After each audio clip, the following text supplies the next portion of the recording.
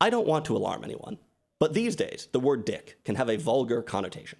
But what about in 1940, when the bank dick came out? At the time, dick meant detective, right?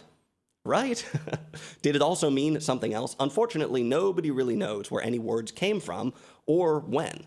But since this is a W.C. Fields movie, I think it's safe to assume that he was being a wise guy. No, not a gangster, but more of a tricky dick. Now, some people might know that I have a long history with juggling. My father is a juggler, and for years and years and years and years, he performed at a festival with a W.C. Fields stage. Now, as a child, I thought people were talking about a field called W.C., but slowly I became aware of this vaudeville legend, William Claude Dukenfield. That's W.C. Fields. And then they changed the name of the stage, around 2019, I think. I don't know why. Throughout all of this, I had never seen a W.C. Fields movie until now. And I've got a lot of things to tell you about. First of all, I can say that The Bank Dick is a fun movie. If you want to know what W.C. Fields was all about, you will get it instantly. Although they do make you kind of wait to see him on the screen. First, we hear his neighbors talking about him. Then we hear his family talking about him. They set up lots of expectations that he can play off of. This is shrewd filmmaking. This is clever. We'll talk about the W.C. Fields character a lot in this video, but not quite yet. Sticking to my overall impressions of the movie, it's plenty engaging for a modern audience, or even the people who watch this channel. There are a few places where it feels surprisingly casual, like W.C. Fields is just joking around. He's not in a hurry to have the movie happen. W.C. Fields rambles a bit in the film. There are even a couple of times where he almost fluffs his lines. This fits his character, I guess, but it was a little bit surprising, the exact tone of the film. Either way, I think the modern audience will enjoy it, can enjoy it, and at the very least, it's not that long. Now, when you think of W.C. Fields, you might think of a particular kind of humor, but The Bank Dick has all types of jokes in it. Some moments are just W.C. Fields doing tricks with his cigar, tricks with his hat. He had a million bits rattling around in his head, and from time to time, he dumps them out. There are also a bunch of jokes that play off of his character. We'll get to that. But, there are also a lot of jokes that don't really have anything to do with the character, and some of these are really elegant, and some of them are kind of absurd. For instance, there is a staircase inside of the house in the movie, and W.C. Fields walks up and down it kind of dramatically a few times. Next to the staircase, there is a chair and a footrest and a desk, some stuff like that happen to match up with the first few steps of the staircase. And at one point, W.C. Fields accidentally walks up those instead of the stairs. A great joke. Elegant and absurd and not easy. I mean, they did a lot of work to put this joke in the movie, and yet they don't shove it into your face. It's just a little moment that passes by, but there's some real artistry in the comedy in this film, I think. And it's not all physical stuff. There is some clever writing as well. For instance, there is a character who is bedridden. The doctor tells him to take his pills 2 nights running and then skip 1 night. And the patient says, "Didn't you tell me not to get any exercise?" That's an intricate pun. 2 nights running and then skip 1 night. But the really interesting thing here is how they sort of set this joke up, how the timing works. The doctor does say earlier, you need to get some rest. He does kind of set that up earlier, but then there is a little bit of a pause before he gets to the running and the skipping thing. And then they have the, "Oh, didn't you tell me not to get some rest," right? It's almost like the punchline comes before the setup. Kind of a weird reversal. And it's a long punchline at that too, with both the running and the skipping. So you hear the thing about the rest, and you have to kind of rewind the tape in your mind for a second to figure, oh, what's, right. Okay, I could dissect this a little bit more, because there's a little bit more to it than that. But the point is that kind of an esoteric joke. And I mean, it's clever. Again, takes a lot of work to get that joke into the movie, but they don't shove it into your face. They don't telegraph it like you might see in a lot of movies. That's kind of cool. Sadly, The Bank Dick does not contain any literal juggling. But W.C. Fields' vaudeville skills are on display. I already mentioned that he does a bunch of little tricks. There are also some moments of choreography that really don't need to be in the movie at all, but add some kind of whimsy, some kind of magic to it. For instance, there is a scene where W.C. Fields is giving some friendly advice about how to repair a car. And he asks for a wrench, and the person working on the car throws it to him, and it's a perfect toss, 1.5 spins, and W.C. Fields catches it casually, barely even looking at it. And you can tell they worked on this bit. They worked on this little moment. They didn't have to, but there's some kind of pride here, some kind of artistry. Flourishes like this remind me so much of all the acts I would see as a kid in the circus. Some part of the essence of the circus, I think, is this whimsy and skill. and these little unnecessary and unusual moments. And often people think of a juggler as someone who throws up balls or clubs or rings, possibly. But I think a juggler can be a little bit more than that. It can just be someone interested in manipulating objects, someone who just wants to throw stuff around, someone with no girlfriend who just wants to do some tricks, Anyway, W.C. Fields might not actually have been best known as a juggler by the time he got to Hollywood. Sad, but true. Instead, it was maybe his character that was most salient, his character that people most knew and sort of understood. Maybe the biggest component of it was his drinking. This wasn't always part of the W.C. Fields act, but in Hollywood, it usually was. This is a trope that has mostly disappeared. The lush. The lush. Dean Martin, for instance, is still pretty well known today, I think. But if you ask anyone in my generation about Dean Martin, they will say, oh, he was a singer. If you ask my dad about Dean Martin, he would say, oh, he was a drunk. Or at least he was pretty good at acting like one. It's kind of funny to see sometimes people defending his professionalism and whatever. Actually, it was brilliant acting. Who knows? I mean, who knows? I'm sure there's 6 of one, half a dozen of the other. But either way, this sort of character is almost completely gone today. And partly, Americans have never drunk less than they do now, at least not in the time the movies existed. But is there more to it than that? I think it'd be very interesting to see a history of the lush on screen.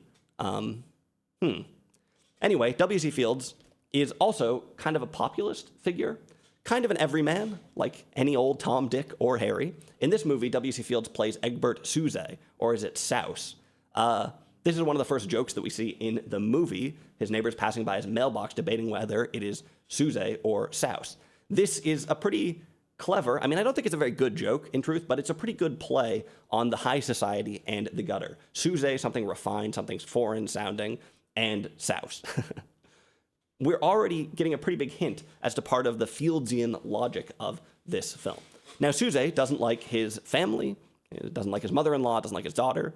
He spends most of his time at the bar, speaking in nonsense, but finding some kind of society. He's kind of an outsider, but he has some sort of society in the bar, and somehow he finds opportunities in the world through those connections. For instance, he steps in to direct a film whose director is too drunk to stand. You wonder if this was supposed to be a parody of anyone in particular. Probably a lot of directors could, from time to time, fall into that category.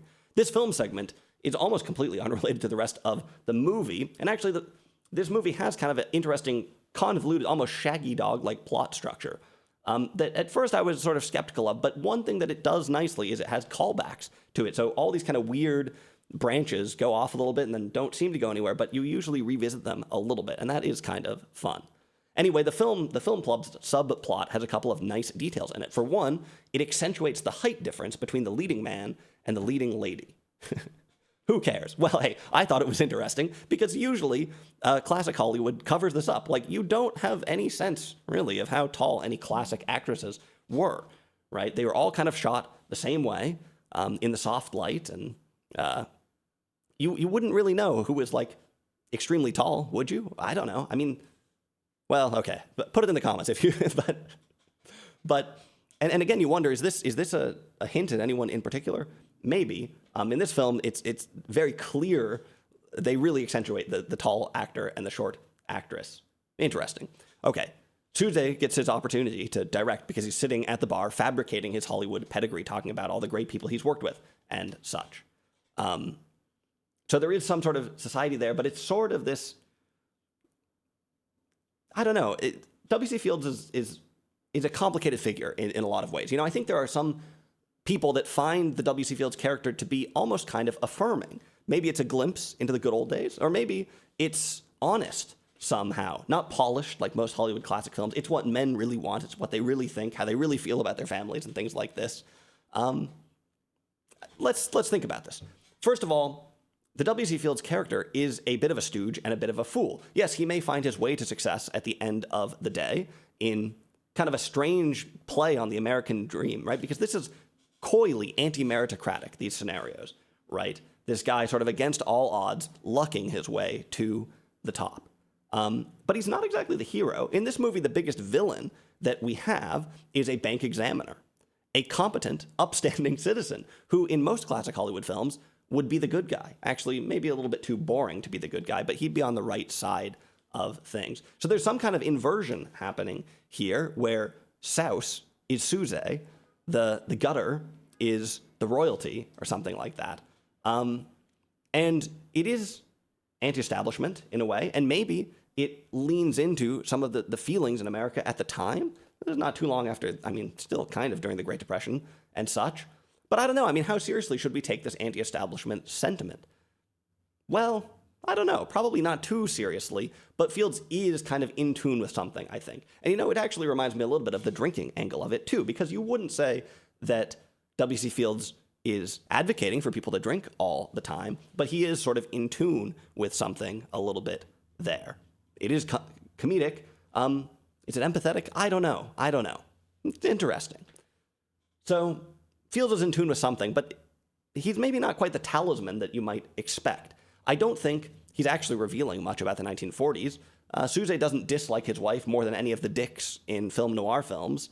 I guess they mostly weren't married. But the point is that if you want a movie about the good old days, there are plenty to choose from. And I don't think you need W.C. Fields for that at all. Besides one or two moments, this film is actually less dated than I was expecting. There is one kind of weird thing, but it doesn't feel more dated than your average, hard-boiled 1940s film noir.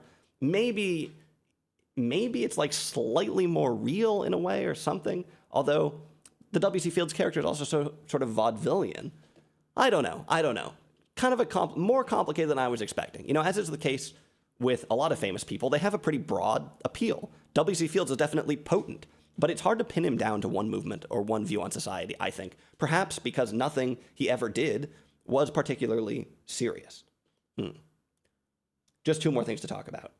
First, the biggest thing that I learned about W.C. Fields from this movie is that when he was in Hollywood, he was kind of old. W.C. Fields was born in 1880, and he died in 1946, not too long after this movie, in fact.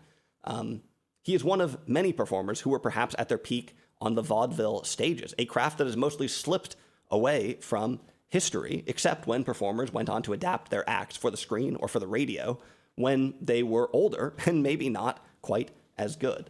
And, I wonder to what extent Fields' age and his position as an outsider in society, having spent basically his entire life as a traveling performer, right? I think W.C. Fields, had a child that he had to give up for adoption because he was traveling around so much as a performer, going from city to city in these vaudeville shows. He was an outsider. Did that contribute to his anti-establishment undertones? It's tough. I don't have a lot of an intuition for this era, but you do wonder about life mimicking art, and just in the way that Dean Martin, perhaps, was he a pro? Who knows? How much of W.C. Fields' character came from who he actually was and the struggles that he had faced on the road? I don't know. And is that why his movies kind of ring true in a way? Is that why he was sort of in tune with this Depression era stuff? I think it's plausible, but there's a lot I don't quite have an intuition here for. Anyway, the last thing I want to talk about is towards the end of the movie. I won't spoil anything, but after the big climax, one character offers a hearty hand clasp to another, and they proceed to do one of the strangest handshakes I've ever seen, grasping only the end of the fingers and not shaking at all.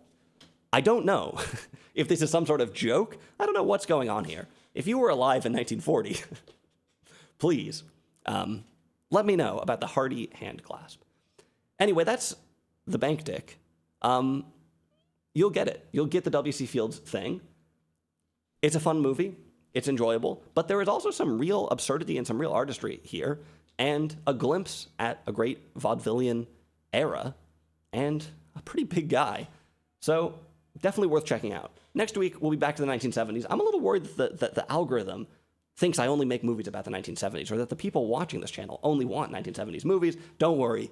We'll be back there soon. But this is one I've wanted to check out for years and years and years, and it was worth it.